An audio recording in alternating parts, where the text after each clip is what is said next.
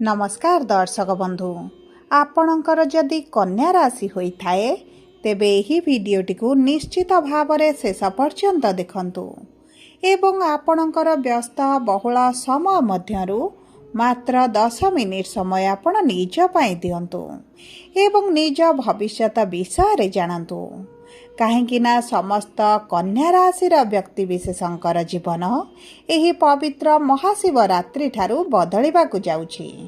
कारण ग्रह नक्षत्र चलन रे हेब बहुत बड़ परिवर्तन जहाद्वारा आपणक जीवन रे चलीथिबा बहुत गुड़िए दुख कष्टर अंत हेबाकु जाउछि एवं पुणी थरे एही महाशिवरात्रि ठारू आपणक जीवन रे खुशी फेरिबाकु जाउछि एवं आपणक राशि रे एही शिवरात्रि दिन राजयोगर संयोग सृष्टि हेबाकु जाउछि।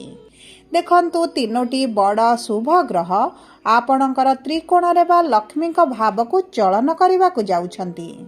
शुक्र सूर्य मंगल जी आपणकर भाग्यर अधिपति लाभर अधिपति एवं धनर अधिपति अटंती समस्ते आपणकर त्रिकोणर भाव को चलन करुछंती जहाद्वारा आपणक भाग्य गोटे परिवर्तन हेबाकु जाउछि।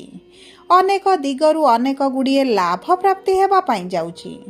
समस्त सुख आपणको प्राप्त हेबाकु जाउछि। एही महाशिवरात्रि ठारू पुनर्बार आपणक जीवन रे खुशी फेरिबाकु जाउछि। तेबे एबे आसंतु जानिबा एही महाशिवरात्रि ठारू कौन बड़ परिवर्तन हेबार अछि। यह पूर्वरु जदि आपणकर भी कन्या राशि होइथाए एवं आपण भी ईश्वर को आंतरिक भक्ति एवं विश्वास करंती तेबे भिडियोटी को लाइक करंतु, कमेंट बॉक्स रे ओम नमः शिवाय अवश्य लिखि दियंतु। ता सहित आम सह जोगाजोग करिबा पई भिडियोर मध्य भागरे एक व्हाट्सएप नंबर टी दिया जाइछि। जो नंबर साहाय्य आपण आम सह जोगाजोग करी निजर नूतन कुंडली प्रस्तुत करि परिबे, कुंडली विश्लेषण कराई परिबे किंबा चाकरी विवाह व्यवसाय प्रेम संपर्क शिक्षा स्वास्थ्य को नहीं किछि समस्या रहिछि ताहार सहजरे एवं स्वल्प मूल्य रे समाधान करि परिबे। सेथिपाई आपण आम सह भिडियोर शेष पर्यंत जोड़ी होई रुहंतु एवं व्हाट्सएप नंबर माध्यम रे आम सह जोगाजोग करी खूब कम मूल्य रे आपण आपणकर समस्यार समाधान करंतु। एबे कार्यक्रमटी को आग को बढ़ाइबा। देखंतु आपणकर राशिर स्वामी हेउछंती बुध जी शुक्र सूर्य एवं मंगलक सहित शनि गृह रे थिबारु आपणकर स्वास्थ्य रे समस्या देखा देउथिला। आपणक कर्मक्षेत्र रे समस्या मध्य देखा देउथिला। ता सहित आपणकर धनर समस्याटी मध्य बढ़ी जाइथिला एवं आपण ऋण आनिथिले किंतु ऋणटी को सुझी न पारी ऋणर भार आपणक उपरे बढ़ी चलिथिला। आपण जो कार्य रे हाथ देउथिले सेथिरे सफलता आपणको मिली पारु नथिला। बहुत गुड़िए कार्य मध्य आपण अधारे छाड़ी देइचंती बा अधारे अटकी मध्य रही जाइछि एवं देखंतु आपण बहुत अधिक मानसिक दुश्चिंता रे रहुचंती। परिवार मध्य आपण शांति अनुभव करूनाहंती। शिक्षा क्षेत्र रे समस्या देखुचंती। चाकरी क्षेत्र रे बहुत अधिक समस्या पूर्वरु रहिथिला वर्तमान मध्य आपण सामना करूचंती। सबुठारु बड़ कथा हेउची संतान संततिक पई आपण बहुत अधिक चिंतित मध्य रहुचंती। आपणक व्यवसाय रे व्यापार वाणिज्य रे पूर्व भले लाभ आपण देखुनाहंती। व्यवसाय रे परिश्रम वृद्धि होईची किंतु परिश्रम अनुपात रे आपणकु धन लाभ हेउ नाही।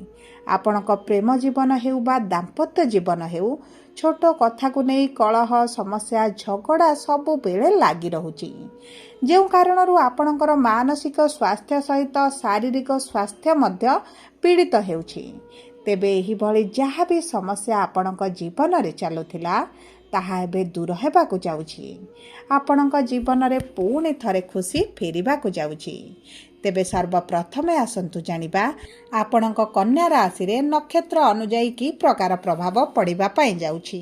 देखंतु सर्वप्रथम हेउछि उत्तरा फाल्गुनी कन्या राशि 12/6, द्वितीय हेउछि हस्ता कन्या राशि 13/6, तृतीय हेउछि चित्रा कन्या राशि 14/6। तेबे सर्वप्रथम जानिबा उत्तरा फाल्गुनी कन्या राशि व्यक्ति विशेषकर एही महाशिवरात्रि परठारु किभଳି रहिबा आपणकर जीवन। ଦେଖନ୍ତୁ ଆପଣଙ୍କର ନକ୍ଷତ୍ରାଧିପତି ହେଉଛନ୍ତି ସୂର୍ଯ୍ୟ ଏବଂ ସୂର୍ଯ୍ୟ ଆପଣଙ୍କ ପଞ୍ଚମ ଭାବରେ ବିରାଜମାନ କରିଛନ୍ତି କିନ୍ତୁ ଷଷ୍ଠ ଭାବକୁ ଗୋଚର କରିବେ। ଦେଖନ୍ତୁ ସୂର୍ଯ୍ୟ ହେଉଛନ୍ତି ଆପଣଙ୍କ ଦ୍ୱାଦଶ ଭାବର ସ୍ୱାମୀ।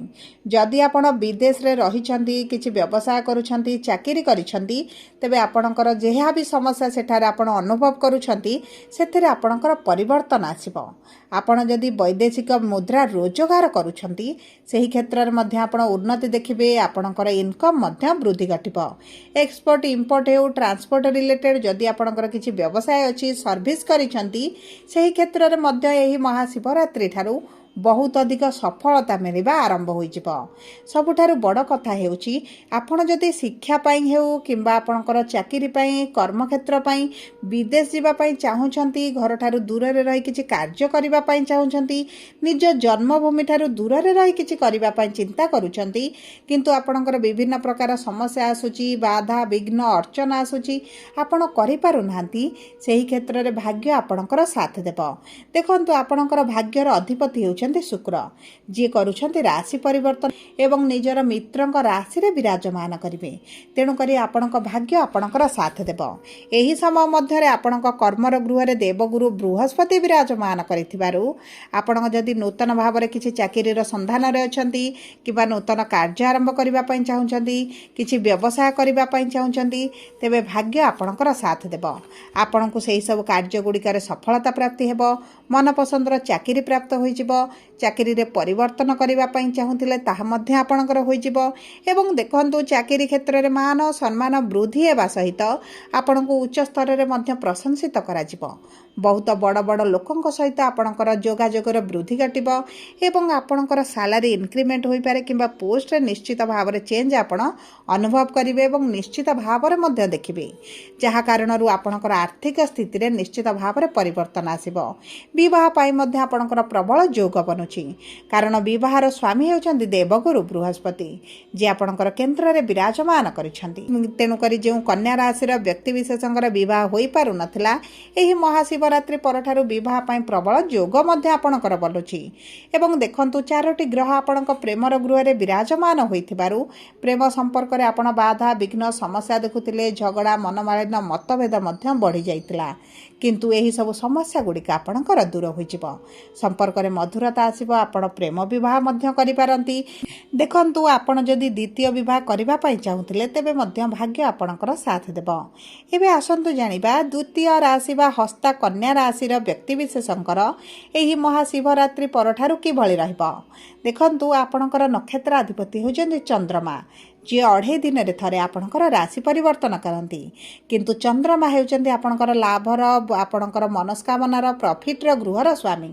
ତେଣୁକରି ଆପଣଙ୍କର ଏହି ମହାଶିବରାତ୍ରି ପରଠାରୁ ଇନକମ୍ରେ ବୃଦ୍ଧି ଘଟିବା ସହିତ ଆପଣଙ୍କ ବ୍ୟବସାୟ ବାଣିଜ୍ୟରେ ଆକାଶଛୁଆଁ ସଫଳତା ମଧ୍ୟ ପ୍ରାପ୍ତ ହେବ।